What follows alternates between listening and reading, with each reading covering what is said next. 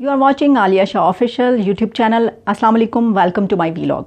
नाज़रीन, इस वक्त दुनिया भर के ज़राए अबलाग में पाकिस्तान और भारत के हवाले से एक बहुत अहम और बड़ी खबर शाया हो रही है, और वो खबर ये है कि दरअसल पाकिस्तान और भारत के बीच अमन का खुफिया मुआहदा तय पा गया है, और ये मुआहदा मुत्तहिदा अरब अमारात ने करवाया है। यानी ये कि यूएई ने इसमें बहुत अहम किरदार अदा किया है। कुछ अर्सा पहले आपको याद होगा कि मुत्तहिदा अरब अमारात के वज़ीर ख़ारजा भारत गए थे। इसी तरीके से भारत के वज़ीर ख़ारजा ने जब दोनों मुल्कों के बीच यानी पाकिस्तान और भारत के बीच सीज़ फायर का मुआहदा हो रहा था, तो तभी उन्होंने यूएई का दौरा किया था। और इसके बाद शाह महमूद कुरैशी पाकिस्तान के वज़ीर ख़ारजा भी दुबई गए थे। और उसके बाद हमने देखा कि कुछ दिन कबल जनरल कमर जावेद बाजवा की तरफ से सिक्योरिटी डायलॉग में माजी को दफन करने और खित्ते को अमन की तरफ ले जाने की बात हुई थी। तो ये जान लीजिए नाजरीन के इस सब के लिए ज़मीन हमवार कर ली गई थी। ये सब एक ऐसे वक्त में हो रहा है नाजरीन कि जब अमेरिका में बाइडन एडमिनिस्ट्रेशन, नई एडमिनिस्ट्रेशन आ चुकी है, और वो अफ़गानिस्तान में अमन कायम करने की कोशिशों में है। और आप जानते हैं कि अफ़गानिस्तान में अमन पाकिस्तान और भारत की मदद के बगैर नहीं हो सकता। जाहिर है कि ये दोनों ममालिक अमेरिका के साथ मिलकर अफ़गानिस्तान में अमन ला सकते हैं। इसका मतलब ये हुआ कि सिर्फ यूएई का किरदार नहीं है, बल्कि ये जो सीक्रेट टॉक्स जिसको कहा जा रहा है खुफिया मुआहदा, इसमें अमेरिका ने भी एक किरदार अदा किया है। कुछ लोगों ने ये कहा कि आर्मी जो भारत है उसको वो तब तक इसमें शामिल नहीं होगा कि जब तक वो चाहेगा नहीं, और उसको तो इल्म ही नहीं। लेकिन अब ये बात जाहिर हो गई कि भारत इंतज़ार में था, भारत जानता था कि ये बयान आने वाला है। आर्मी चीफ के हालिया बयान में ऐसा क्या है कि जो हर तरफ मौजू बहस बना हुआ है? ये बयान किस हद तक सही और कितना गैर मौजू हो सकता है, और क्या इसके बगैर इस खित्ते का महफूज जो मुस्तकबिल है वो महफूज है? सबसे पहले ये बात दुरुस्त भी है और दिलचस्प भी कि माजी में जिस भी सियासतदान ने इस तरह का कोई बयान दिया या तकरीर की, उस पर गद्दार होने का इल्ज़ाम लगाया गया, और जाहिर है कि इस पर तनकीद की जा रही है इस बात पर। लेकिन इसके अलावा एक और वजह भी है तनकीद होने की। वो ये है कि जनरल बाजवा ने जो बयानिया अपनाया है वो एक पॉपुलर बयानिया नहीं है। यानी ये वो बयानिया नहीं है जो सरहद के इस पार और उस पार बचपन से दरसी कुतब में बच्चों को पढ़ने के लिए दिया जाता है।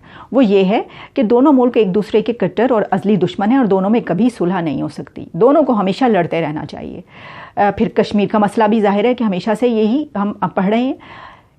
तो जाहिर है कि जो लोग मुआशरती उलूम की किताबों में पढ़ते आए हैं कि हिंदुस्तान और पाकिस्तान दोनों एक दूसरे के दुश्मन और इनमें किसी भी कीमत पर दोस्ती नहीं हो सकती, उनके लिए अब ये तकरीर या बयान हजम करना बहुत मुश्किल है। ऐसे लोग दोनों तरफ मौजूद हैं, और यही लोग कह रहे हैं कि जनरल बाजवा का बयान कमज़ोर बयान है, और इससे मसला कश्मीर पर से पुश चला गया है। क्या हमें ये देखना होगा कहीं ऐसा तो नहीं कि अब क्योंकि ये साबित हो गया कि ये आलमी टॉक्स हैं, तो इस वजह से मसला कश्मीर जो कुछ अरसे से जिस पे फुल स्टॉप लगा हुआ था 370 के बाद, अब वो उठ खड़ा होगा और अब मसला कश्मीर पे बात हो सकेगी इसकी वजह से। जनरल बाजवा ने के बयान जब से आया तो उसने एक तूफ़ान खड़ा कर दिया। उनका ये कहना था कि हमें माजी को दफन करना होगा और दोनों मुल्कों को बीच एक खित्ते की सलामती और मुआशी तरक्की के लिए काम करना होगा। तो ऐसा क्या था कि जिसके ऊपर जो है इतनी बात की गई? देखिए, अब जबकि ये एक टॉक सामने आ चुकी हैं कि इसमें कितने ममालिक शामिल हैं और दोनों के वज़ीर ख़ारजा बार बार वहाँ पे जाके बात करते रहे हैं, तो एक बात तो ये वाज़ेह हो गई कि वक्त और हालात को मद्देनज़र रखते हुए उन्होंने, जनरल बाजवा ने ये भी कहा कि कई मरतबा दोनों ममालिक के बीच ऐसा होता रहा जो कि मफादात के लिए हुआ। तो अब तज़वीराती इदारे और जो दिफाई इदारे हैं उनमें कुछ लचक नज़र आ रही है।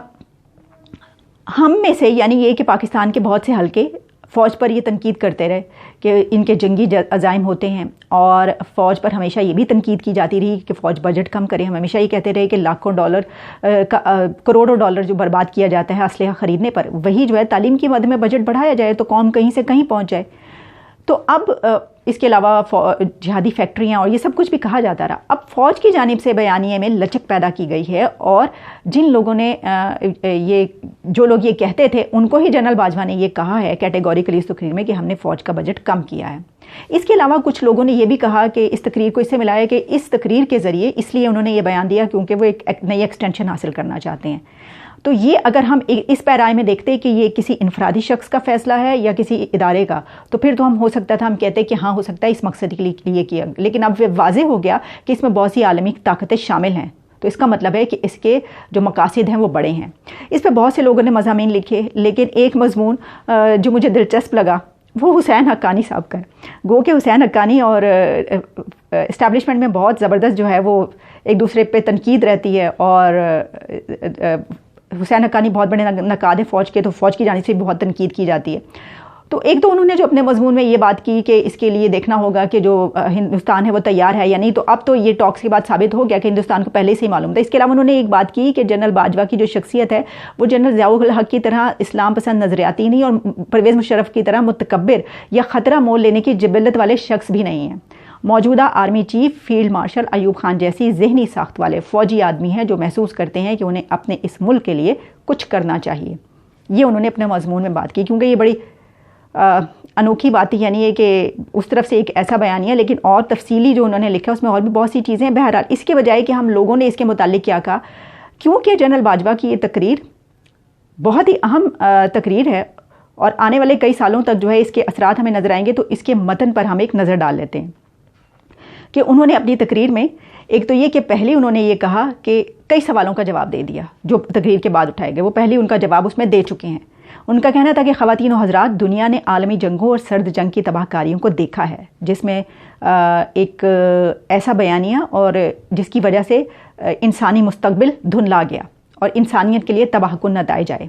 इसके बरक्स हमने देखा है कि किस तरह कसीरुल जहती उसूल पर मबनी प्लेटफॉर्म्स ने बनी नौ इंसान की भलाई के लिए किरदार अदा किया। उनका कहना था कि आज हमें भी इसी तरह के इंतखाब का सामना है, चाहे माजी की जो हालात की वजह से तनाज़ात को फ़रोग़ मिला हो और दोनों मुल्कों के बीच जो है इस तरह के हालात पेश आते रहें, जंग, बीमारी और तबाही के एक और चक्कर में पड़ने के बजाय हमें ये करना चाहिए कि अपनी तकनीकी और साइंसी तरक्कियों का समर अपने लोगों तक पहुँचाएँ और अमन व खुशहाली के लिए नए दौर की शुरुआत करें। उनका कहना था कि इस माहौल में पाकिस्तान जैसे तरक्की पजीर ममालिक को आज कसीरुल जहदी चैलेंजेस का सामना है, जिन पर अकेले काम करना नहीं किया जा सकता। इसी तरह जो है उनका ये भी कहना था कि ये सूरत हाल सिर्फ पाकिस्तान के लिए नहीं बल्कि खत्ते के जो दूसरे ममालिक हैं उनको भी दरपेश है, लिहाजा हम सबको इन चैलेंजेस से निमटने के लिए एक कसीरुल जहदी आलमी और इलाकाई नुक्ता नज़र और ताउन की ज़रूरत है। उनका कहना था कि सबसे अहम बात यह है कि दुनिया के इंतहाई गरीब तरीन खित्तों में से एक होने के बावजूद हम अपने दिफा पर बहुत ज़्यादा रकम खर्च करते हैं, जो कुदरती तौर पर इंसानी तरक्की की कीमत पर मुनहसर है। पाकिस्तान उन चंद ममालिक में से एक रहा है जिसने बढ़ते हुए सिक्योरिटी चैलेंजेस के बावजूद खुद को असलहे की दौड़ में शामिल होने से रोक दिया। हमारे दिफाई बजट अखराजात बढ़ने के बजाय कम हुए हैं, यह उनका कहना था।